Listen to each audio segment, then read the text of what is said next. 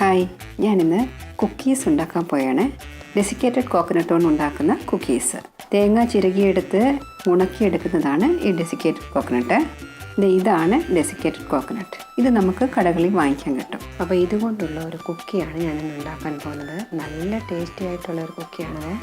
ഇനി ഇതിന് എന്തൊക്കെയാണ് ആവശ്യമെന്ന് നമുക്ക് നോക്കാം. മൈദ 125 ഗ്രാം, പഞ്ചസാര 100 gram, margarine 125 gram, desiccated coconut ആവശ്യത്തിന്, ഉപ്പ് 2 പിഞ്ച്, സോഡാപ്പൊടി 1 പിഞ്ച്, മുട്ട 1, വനില പൗഡർ 1 ടേബിൾ സ്പൂൺ. അപ്പം നമുക്കിനി കുക്കീസ് എങ്ങനെയാണ് ഉണ്ടാക്കുന്നതെന്ന് നോക്കാം. നമുക്ക് ആദ്യം ഈ മൈദയിലേക്ക് വനില പൗഡർ ചേർത്ത് കൊടുക്കാം. വനില പൗഡർ ഇല്ലയെന്നുണ്ടെങ്കിൽ നിങ്ങൾക്ക് വനില എസൻസ് കൂടെ ചേർത്ത് കൊടുക്കാം കേട്ടോ. ഇതാണ് വനില പൗഡർ. ഇത് നമുക്ക് വാങ്ങിക്കാനായിട്ട് കിട്ടും. വനില പൗഡർ ചേർക്കുമ്പോൾ കുക്കീസിന് നല്ലൊരു മണം ഉണ്ടാവും കേട്ടോ. ഇനി നമുക്ക് 2 പിഞ്ച് ഉപ്പ് ചേർത്ത് കൊടുക്കാം. നിങ്ങൾ ബട്ടർ ഉപയോഗിക്കുകയാണെന്നുണ്ടെങ്കിൽ അത് ഉപ്പുള്ളതാണോ ഉപ്പില്ലാത്തതാണോ എന്നൊന്ന് നോക്കണം കേട്ടോ. ഉപ്പുള്ള ബട്ടർ ആണെന്നുണ്ടെങ്കിൽ നമുക്ക് പ്രത്യേകിച്ച് ഉപ്പ് ചേർക്കേണ്ട ആവശ്യമില്ല. ഇപ്പം ഞാൻ 1 പിഞ്ച് സോഡാപ്പൊടി ചേർക്കുകയാണ്. ഇതെല്ലാം കൂടി ചേർത്ത് നമുക്ക് നന്നായിട്ടൊന്ന് ഇടഞ്ഞെടുക്കണം. ഞാനിതിവിടെ ഇടഞ്ഞെടുത്ത് വെച്ചിട്ടുണ്ട്. ഇനി നമുക്കിത് മാറ്റി വെച്ചിട്ട് മാർജറിൻ ബീറ്റ് ചെയ്യാം. ഒരു തടിത്തവി ഉപയോഗിച്ച് ഈ മാർജറിൻ ഒന്ന് നന്നായിട്ട് സോഫ്റ്റാക്കി എടുക്കണം. ഇത് ഇച്ചിരി കട്ടിയുണ്ടാവും. നമുക്കത് പതുക്കെ ഇങ്ങനെ സോഫ്റ്റാക്കി എടുക്കണം. മാർജറിനോ വെണ്ണയോ ഇല്ലാന്നുണ്ടെങ്കിൽ നിങ്ങൾക്ക് വനസ്പതിയോ ഉപയോഗിക്കാം കേട്ടോ. ഈ മാർജറിൻ ഇപ്പോൾ ഒന്ന് സോഫ്റ്റായിട്ട് വന്നിട്ടുണ്ട്. ഞാനിതിലേക്ക് പഞ്ചസാര ഇട്ട് കൊടുക്കുകയാണ്. നമുക്ക് പഞ്ചസാര ഇട്ട് കൊടുത്ത് നന്നായിട്ട് ഇത് രണ്ടും കൂടി ഒന്ന് മിക്സ് ചെയ്തെടുക്കണം. ഇനി നമുക്കിതിലേക്ക് 1 മുട്ട ചേർത്ത് കൊടുത്ത് നന്നായിട്ട് മിക്സ് ചെയ്യാം. ഇപ്പം നമുക്ക് മൈദയുടെ മിശ്രിതം അല്ലേ, അതിട്ട് കൊടുക്കാം.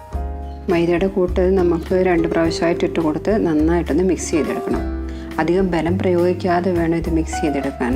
ഇത് നമുക്ക് ഉണ്ടാക്കി കുറച്ച് നാളത്തേക്ക് സൂക്ഷിച്ച് വെക്കാൻ പറ്റും കേട്ടോ. ആ വെണ്ണ കൊണ്ട് ഉണ്ടാക്കുന്നതിന് കുറച്ച് നാളത്തേക്ക് വെക്കുമ്പോഴേക്കും ഒരു സ്മെല്ലുണ്ടാവും ബട്ടറിൻ്റെ.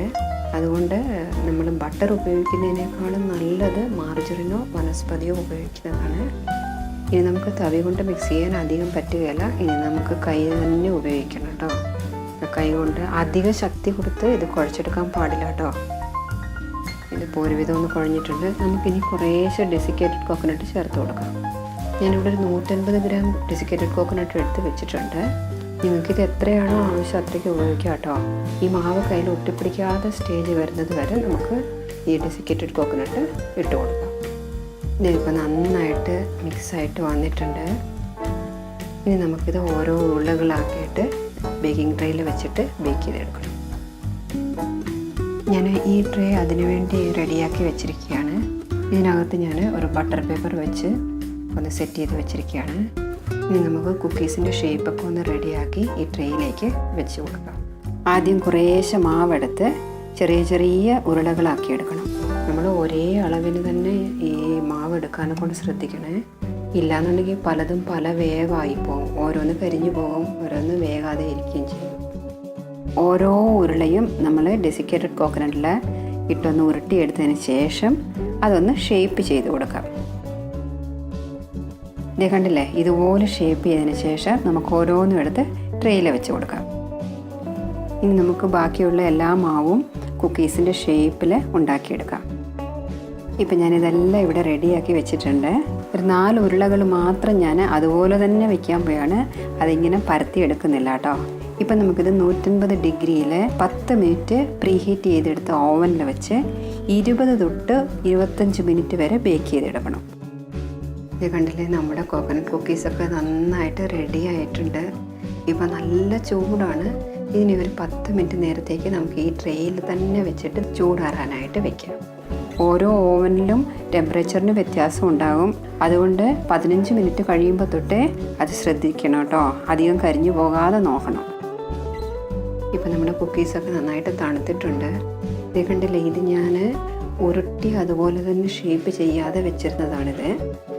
ഷേപ്പ് ചെയ്തതൊക്കെ നന്നായിട്ടൊന്ന് ഫ്ലാറ്റ് ആയിട്ടുണ്ട്, നന്നായിട്ട് ബേക്കായിട്ട് വന്നിട്ടുള്ളത്. അപ്പോൾ നിങ്ങളെല്ലാവരും ഇത് ഉണ്ടാക്കി നോക്കുമല്ലോ.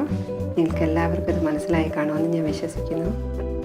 നിങ്ങൾക്ക് ഈ വീഡിയോ ഇഷ്ടമായി എന്നുണ്ടെങ്കിൽ ലൈക്ക് ചെയ്യാൻ മറക്കരുത്. അതുപോലെ തന്നെ ഷെയർ ചെയ്യാനും സബ്സ്ക്രൈബ് ചെയ്യാനും മറക്കരുത് കേട്ടോ.